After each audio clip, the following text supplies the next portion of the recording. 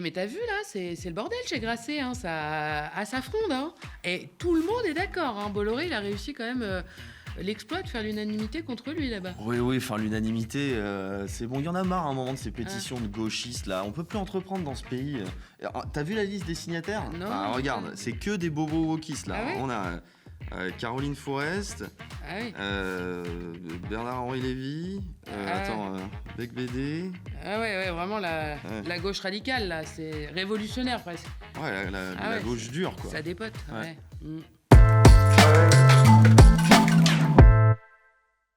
Bonjour et bienvenue dans le récap. Nous sommes le lundi 20 avril et l'Empire Bolloré gronde comme rarement. Tout ce vacarme, c'est juste le vieux patron tyrannique qui fulmine depuis sa haute tour d'ivoire. Rendez-vous compte, le monde du livre s'érige contre lui. Vincent Bolloré se voit contesté en son propre royaume et par des gens influents en plus. Alors ça, je peux vous le dire, ça passe mal, parce que le vieux milliardaire d'extrême droite serait même ulcéré, d'après ses proches. Alors, à l'origine de ces aigreurs d'estomac, un grain de sable dans son empire industriel a trouvé au rayon édition. Ce tout petit caillou est nommé Grasset, pas un mastodonte en volume, puisqu'il édite à peine 150 nouveautés par an, mais un sacré poids symbolique dans le monde du livre. Et un beau matin, mardi dernier pour être exact, le grand patron s'est réveillé et a décidé de décapiter Grasset. La tête est tombée, cette tête c'est Olivier Nora, le capitaine du navire depuis plus de 26 ans et dernier rempart à la bollorisation de la maison, dit-on. Et cette chute de tête a fait un certain fracas sur la place publique. Aussitôt, les réactions pleuvent. Des protestations en interne comme en externe, des collectifs, des tribunes. C'est un véritable séisme, dit-on, à l'échelle du petit monde du livre. Et au milieu de toutes ces initiatives, l'une a fait plus de bruit que les autres. 170 auteurs et autrices annoncent qu'ils et elles vont claquer la porte de la maison Grasset, de Bernard-Henri Lévy à Virginie Despentes ou de Frédéric Becbédé à Vanessa Springora, en passant par notre camarade David Dufresne. Tous dénoncent, je cite, une atteinte inacceptable à l'indépendance éditoriale et à la liberté de création. Contrat d'édition Grasset, voilà. Vous savez quoi? Je le déchire. Voilà, je le déchire devant vous. Pourquoi je le déchire? Parce que c'est furieux ce qui se passe. C'est pas grave, ça, c'est du moment qu'il n'y a pas les... Pourquoi vous le déchirez? Pourquoi je le déchire? C'est pas prévu, je le précise. Parce que je ne peux pas accepter que un milliardaire d'extrême droite impose sa pensée. Et ce serait, ça n'existe pas, un milliardaire d'extrême gauche, je ferais la même chose. Je veux dire, le danger, c'est le monopole. Le monopole des idées. On ne peut pas accepter. Il y avait encore une lueur d'espoir, on parlera tout à l'heure peut-être de la naïveté des uns et des autres. Il y avait peut-être une lueur d'espoir. Cette lueur d'espoir a disparu. Aujourd'hui, c'est très clair, en décapitant Grasset. Moi, je ne vais pas défendre Olivier Nora en tant que patron, c'est un patron, bon. C'est un bon patron. Ouais. C'était un bon éditeur, surtout. Absolument. C'était un éditeur. Ce que fait Bolloré, c'est il met en place des maisons d'édition sans éditeur. C'est ça qu'il est en train de faire. C'est-à-dire du commerce et de l'idéologie. Pas du tout de la littérature, pas du tout des essais, etc. Donc, oui, voyez, excusez-moi, je suis en colère, quoi. Et si David Dufresne est autant en colère, comme beaucoup d'autres d'ailleurs, c'est pour une bonne raison, c'est parce qu'Olivier Nora était, on l'a dit, le dernier rempart à la bollorisation de Grasset, passé sous la coupe du milliardaire depuis 2 ans via le rachat du groupe Hachette Livre. Cet éditeur reconnu pour ses qualités professionnelles, qui est Olivier Nora, lui, il faisait cohabiter sous un même toit des auteurs qui n'étaient pas d'accord sur grand-chose. Ça, ce sont eux qui le disent dans la tribune annonçant leur départ. Et ils ajoutent qu'ils refusent d'être les otages d'une guerre idéologique visant à imposer l'autoritarisme partout dans la culture et les médias. Ce qu'il et elle dénoncent, c'est précisément la méthode Bolloré. Elle est aussi simple que redoutable et se déroule habituellement en 3 étapes. D'abord, on achète, évidemment. À coups de millions, on met la main sur des boîtes qui comptent dans les médias, dans l'édition, dans la culture, dans la communication, que sais-je. Et ensuite, on fait rapidement le ménage. Toutes les voix dissonantes, celles qui ne rentrent pas dans le cadre de la ligne Bolloré, ça passe à la trappe. Et enfin, on verrouille, on installe des profils, loyaux, chargés de tenir la boutique et évidemment de dérouler la feuille de route sans état d'âme. Et cette feuille de route, justement, elle est plutôt limpide, on commence à bien la connaître. Il s'agit d'ouvrir un boulevard à une certaine vision du monde dans le débat public, notamment une ligne évidemment très marquée, conservatrice, volontiers réactionnaire, solidement ancrée à l'extrême droite, évidemment, avec la puissance de feu de son empire et ses moyens colossaux. Les idées de Vincent Bolloré ne restent évidemment pas en marge, bien au contraire, elles deviennent hégémoniques. Et pour remplacer Olivier Nora à la tête de Grasset, Vincent Bolloré, il n'a même pas fait semblant d'aller chercher un homme ou une femme de l'édition, quelqu'un qui connaîtrait le sérail des auteurs, le métier. Non, d'ailleurs c'est un énième crachat au visage d'Olivier Nora, n'est-ce pas? Le milliardaire breton a préféré piocher dans son premier cercle et de propulser un fidèle parmi les fidèles, l'énarque et financier Jean-Christophe Thierry, un homme de confiance, version un peu couteau suisse. C'est lui qu'on retrouve derrière le lancement de D8, l'ancêtre de C8, du contenu gratuit, le journal gratuit Direct Matin. C'est aussi lui à la tête de l'institut de sondage CSA, puis aux commandes de Canal en 2015, après l'éviction express, là encore, de Bertrand Méheux. On peut lui reconnaître néanmoins une certaine expérience de la méthode Bolloré. C'est pas la première fois qu'il s'y confronte. C'est d'ailleurs aussi lui qui a été envoyé en 2016 face au journaliste gréviste d'ITélé, lui qui a assumé l'arrivée de Jean-Marc Morandini, alors déjà mis en examen, au nom du respect de la parole donnée et de la présomption d'innocence. Et ceux que ça dérange étaient priés de faire leur valise sous 7 jours, clause de conscience en prime. Voilà. Quand le milliardaire breton met la main sur le groupe Hachette Livre, via donc le rachat de Lagardère, il y a 2 ans, son lieutenant est toujours là, placé comme numéro 2 de ce mastodonte éditorial, classé quand même numéro 3 mondial. Et donc désormais, il sera également numéro 1 du petit Grasset, chargé d'éteindre une nouvelle fronde et surtout d'aller chercher de nouveaux talents du livre pour tenter d'endiguer ce qui est déjà annoncé comme la plus grande hémorragie d'auteurs jamais annoncée dans une maison d'édition. D'ailleurs, il se murmure qu'une des nouvelles signatures estampillées Grasset version Bolloré n'est pas étrangère à la chute d'Olivier Nora.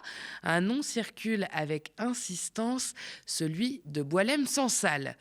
Depuis sa sortie des prisons algériennes en novembre dernier, l'écrivain franco-algérien, déjà engagé dans une trajectoire très droitière, c'est le moins qu'on puisse dire, semble avoir décidé de ne plus se freiner. Il aurait même vraisemblablement décidé d'appuyer franchement sur l'accélérateur et d'assumer pleinement un virage idéologique de plus en plus marqué. Et en plus de ses prises de position politiques, il a également décidé de claquer la porte de son éditeur historique depuis 27 ans, la maison Gallimard, qu'il juge désormais, je cite, trop proche de l'Élysée, lui reprochant donc à l'éditeur d'avoir privilégié la méthode diplomatique pour faire libérer Sansal au moment de son incarcération en Algérie. Et dans ce grand fracas, devinez qui donc a bien pu lui ouvrir les bras en grand ? Bolloré, évidemment, ça ne fait aucun doute.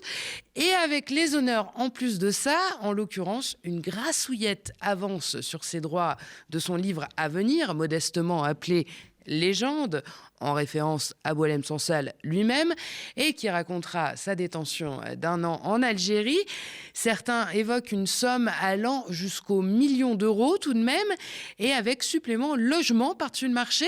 Avant ses déboires avec le pouvoir algérien, l'écrivain et sa femme vivaient tous deux à Alger, mais depuis la libération, impossible de retourner dans leur villa, puisque Boualem Sansal vit sous la menace d'une déchéance de nationalité.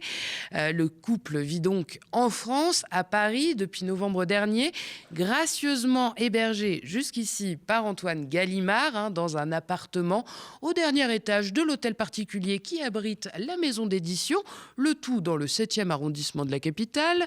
Un 4 pièces chic et confortable au sommet d'un escalier monumental avec vue sur le jardin et une vaste cuisine séparée dont le patron se servait parfois pour déjeuner avec ses enfants, nous raconte Le Monde.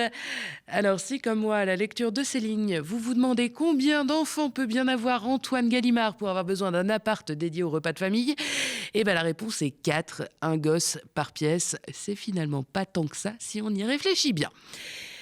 À un moment, donc, l'éditeur semble avoir voulu récupérer son petit pied-à-terre pour une de ses gamines, justement, et l'écrivain, en pleine égo-trip depuis sa médiatisation, aurait fait un scandale dans toute la maison d'édition.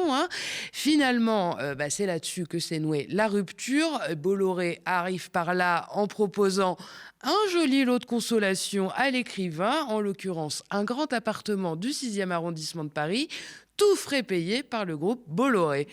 Elle est pas belle, la vie ? En tout cas, ce serait Boualem Sansal lui-même qui aurait choisi sa nouvelle officine d'édition chez Bolloré, parce qu'il y en a plusieurs. Grasset donc plutôt que Fayard, l'éditeur de Sarkozy et Bardella. Plus chic et plus littéraire, aurait-il estimé. À faire plier en 2 rendez-vous, paraît-il, directement avec la direction d'Hachette Livre. Olivier Nora n'a été informé qu'une fois le deal conclu, sans avoir son mot à dire évidemment.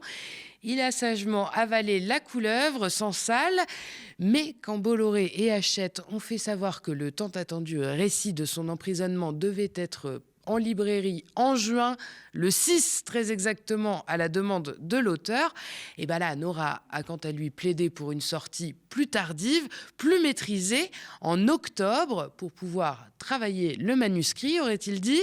Alors là, ça l'a pas fait du tout. La tension s'est cristallisée sur ces discussions. Nora insistant pour publier le bouquin plutôt à froid, au moment de l'anniversaire de la Libération, juste après aussi la rentrée littéraire, pour pouvoir préserver ces auteurs susceptibles d'être, eux, sélectionnés pour des prix. Une posture plutôt maîtrisée de chef d'entreprise, presque de bon père de famille, qui n'a évidemment pas trouvé grâce auprès du grand patron Bolloré, qui n'a pas lâché le morceau, alléché, semble-t-il, par les retombées économiques annoncées du livre de Sansal, dont il a bien besoin pour remplir les caisses de Grasset, mais pas seulement, aussi de ses médias, tout en se payant évidemment au passage un pamphlet à charge sur la dictature algérienne. Bref, tout bénef pour lui. Mais quand même, toute cette mauvaise presse du moment autour de Grasset, on sent que ça l'agace un peu, Bolloré, au point qu'il a finalement pris la plume lui-même ce week-end pour donner sa version des faits. Alors, ça tombe quand même bien, parce qu'il a tout l'attirail à disposition pour publier tous ses points de vue et ses tribunes, et puis diffuser ensuite la sainte parole. Il s'est donc fait de la place dans les colonnes du journal du dimanche qui titre « Affaire Grasset, la réponse de Vincent Bolloré ». Alors pour appuyer tout ça, cette tribune du grand patron, elle est accompagnée d'une chronique d'une manipulation, c'est le titre, signé par Pascal Ménadier, le secrétaire général de la rédaction de l'hebdomadaire JDD et du JD News, la version mag. Mais c'est également l'ancien rédacteur en chef d'une revue appelée Éléments et plus généralement un vieux routier de l'extrême droite radicale.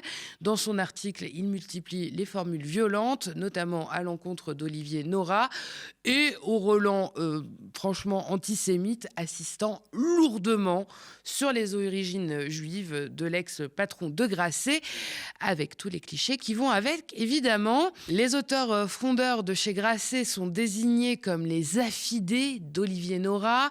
Ils sont présentés comme allant de la gauche Kouachi à la Despentes, jusqu'à la droite cocaïne de Frédéric Beigbeder.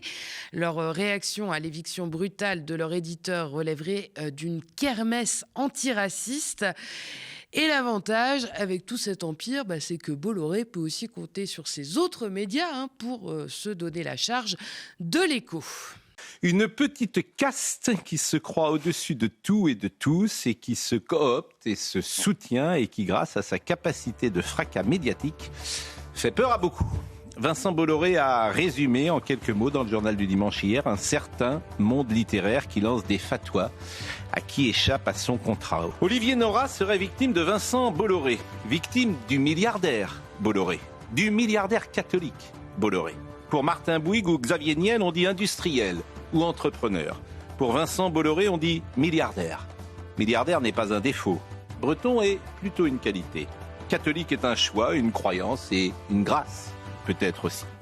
Tout ça évidemment fait sourire et personne n'est dupe.